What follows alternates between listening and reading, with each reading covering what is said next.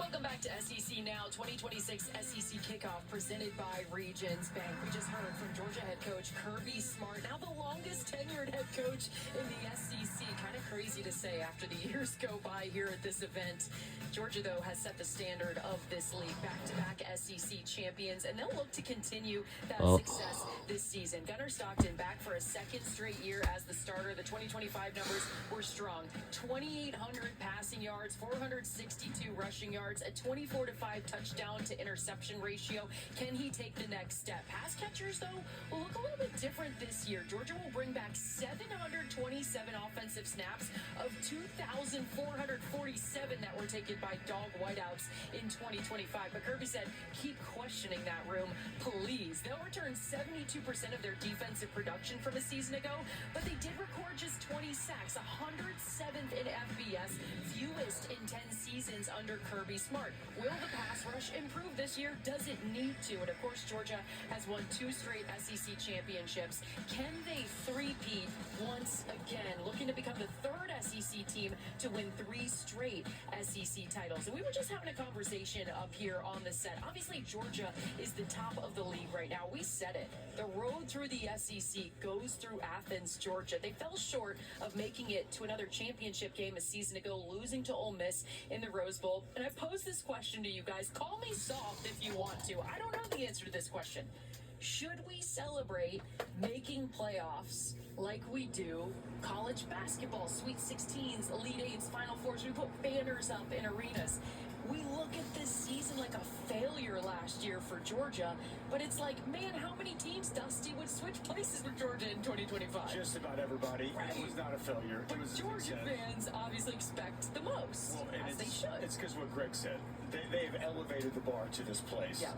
And I even think within those walls, those players probably felt that, and that fan base clearly feels that. Because once you've reached the mountaintop and you're at that level for that long, that's the expectation now every single year. Is it realistic?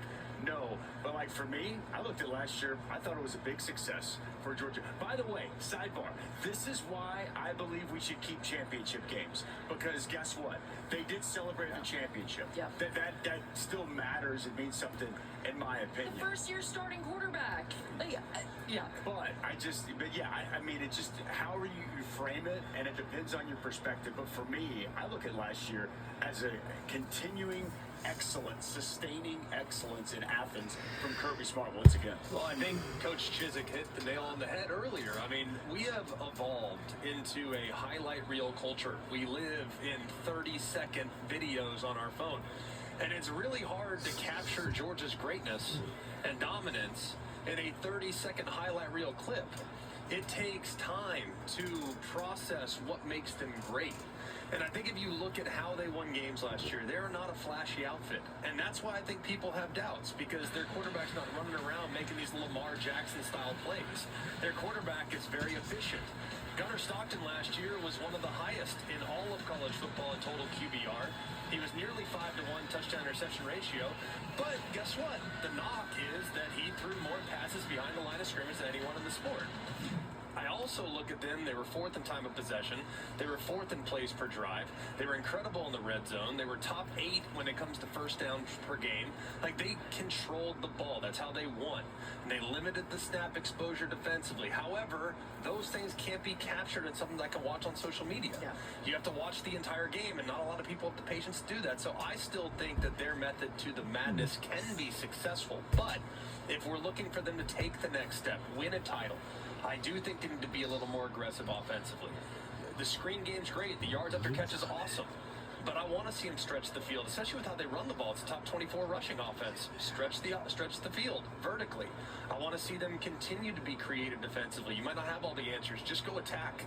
They've been very sound for a long time. Go attack, and they did that in the last few games of the year. It led to more chaos. So I think there's areas to grow and evolve, but it doesn't mean they need to deviate away from what's gotten them to this point and winning all the championships they've won. When you talk about the aggressiveness offensively and taking a step forward in that, How much of that in your eyes is play calling versus personnel, or is it simply a combination of both any given year? Week in, week out, who has better players? Georgia or whoever they're playing against? Usually Georgia. Almost all the time, Georgia. Now, it's not 100%. You go play against Ohio State. You go play against a scheme like Indiana, Texas. I mean, there's some teams that have better personnel. But it's more often than not, Georgia has better players. So when you have better players, Coach, what is the goal? Don't screw it up. Don't bring it back to the pack. Let's not mess things up. Let's not get behind the sticks. Guess what? Punting and playing field position's a successful drive. Flipping the field. Get our defense back out there. They'll punt it back to us. We'll go down and score. We're a great red zone team. We're going to take through the uprights every time. We win on the margin, sure, but we also win because we have better personnel. So I think some of it is risk avoidance. But I think also if you want to beat the teams like Ole Miss, a la the championship game last year at the Sugar Bowl, if you want to beat the teams like that, those teams don't care. They're going for the jugular on every single snap. And if you want to keep up in a game like that, you got to be willing to take the governor off the engine and rev the engine too. I do think this, though. I think Gunnar Stockton doesn't get the credit he deserves. Against Ole Miss the first time, he had 5 touchdowns. He outplayed Trinidad Chambliss in that come from behind victory. Playing Texas and Arch Manning, he had 5 touchdowns in that game. I do think he adds a lot in the run game. Had 10 rushing touchdowns. He's not just a statue who's going to stand back there. And I even think in that Ole Miss loss, he let them down, put them in position what the defense couldn't stop Trinidad Chambliss and get them off the field, Coach. So I actually look at, I'd love to know your take, but I look at Gunnar Stockton. He kind of reminds me, he's emblematic of this team. He's just an all shucks. He's not very flashy. But to me, the dude is a gamer and a baller. And I think you can win a national championship with Gunnar Stockton. I don't think there's any question you can win a national championship with a guy, because I've drank the Kool-Aid on him too, because if you look at Georgia, the best way I can put it, he is Georgia. Yeah. He's everything that Georgia is, wants to be, and embodies, right? Toughness, gritty, perseverance, answers the bell. Nobody talks about him, how he plays on the road. He plays great on the road. Go back to the Tennessee game last year when Tennessee came out smoking, and he answered it and just chipped away. And they came back and won. He answered, GMAC, he answers the bell on the road. He's a great road player. He protects the football. 24 touchdowns, 5 picks, right? He does everything that you want your quarterback to do. He's tough. He's efficient.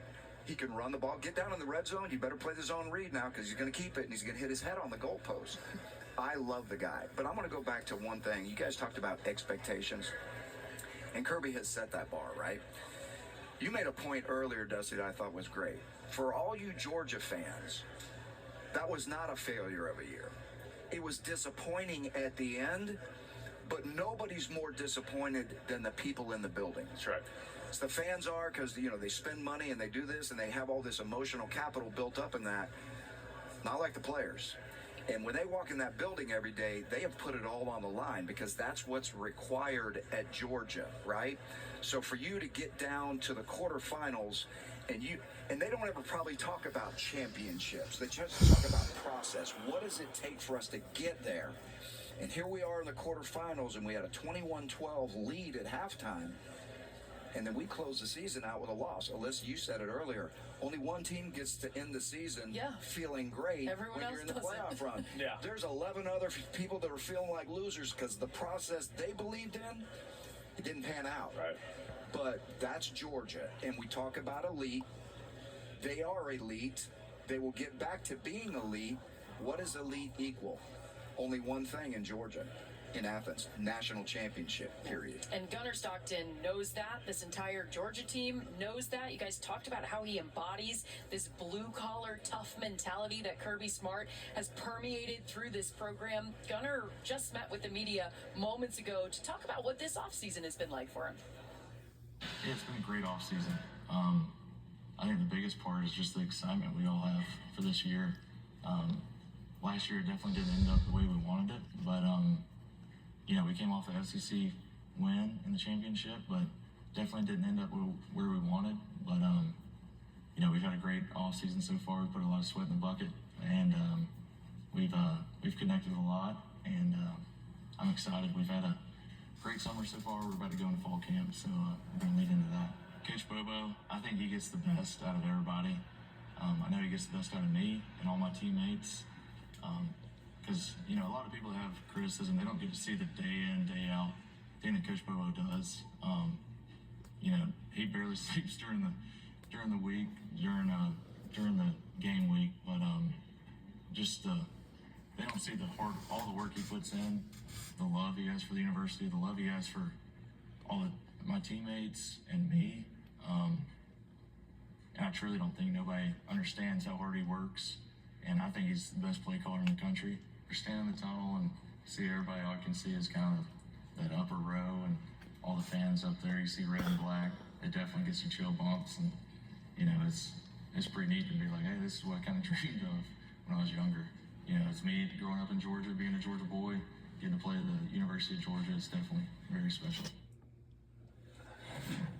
Is Gunnar ever not smiling? Just the figure. Right. I mean, he is just a joy to talk to. If you've ever had a conversation with him, I think I can speak for all of us when I say that. I do want to ask you, though, Greg, you told me when I started here, I don't even know if you remember this, you said, just make it through your rookie year. When you get to year 2, everything gets so much easier. It's just like being a quarterback in college or the NFL. What is it like as a year 2 starter, Gunnar? What does this summer look like? Just a completely different player. Like what you can get away with, what you need to do prior to the season even starting to get your body in physical shape to handle the wear and tear. And you look at some of the hits he took last year too. Like there's some teachable moments last year. I mean, he puts his body on the line, and I think he best exemplifies where the sport has gone. Like you have a lot of flash, you have a lot of excitement, but in reality, the best teams are quarterback led.